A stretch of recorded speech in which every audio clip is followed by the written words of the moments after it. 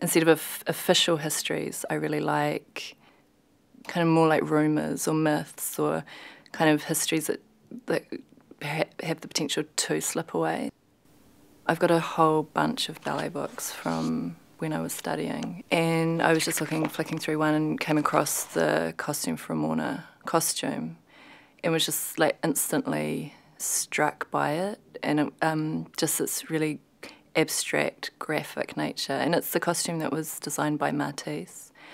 Yeah, and I don't know, like I have this, like images are really powerful for me, and that one really kind of struck a chord. And so it's really big, like if you look at it, it looks like a big kind of liturgical robe, and it's made from felt, so it's really heavy.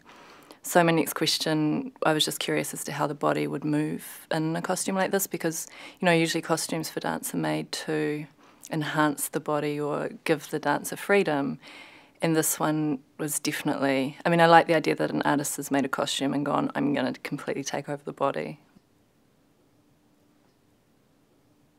The director of the Ballets Russes, he didn't like film as a medium to record his ballets. He felt that it didn't do justice to the movement. And he didn't actually like it as a medium. He thought it was like cheap and nasty and kind of mass culture. There aren't really any records of these ballets, so the choreography's been lost. And what I like about dance as well is the fact that it gets carried on from dancer to dancer. You know, this idea that one dancer danced a role and then he or she would teach it to another dancer. So it's this very kind of traditional form of passing on of information. And I love the idea that things can slip and other bodies take on these movements and they change in these very kind of natural ways, just like language.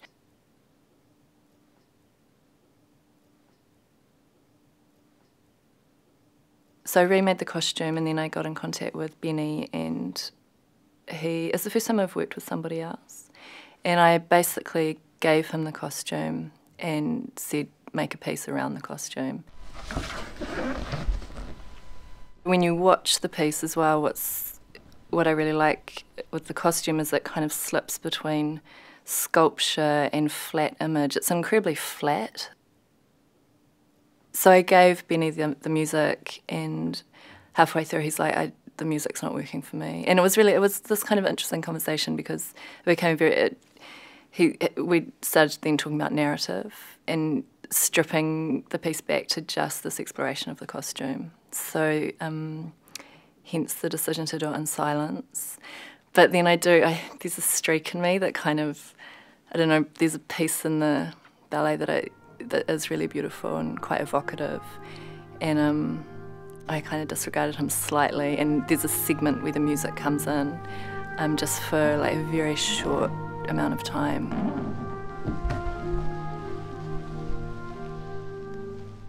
As soon as the sound comes up, it's like something kind of coming to life, or it's kind of like a shout of hope. When you hear it, it's quite easy to remember. So when the piece does go back into silence, and you're sitting in that silence watching the rest of the film, you can actually still hear that refrain echoing in your head. So I was thinking about the Song of the Nightingale, or this kind of memory reverberating through the video piece, even though it's not there.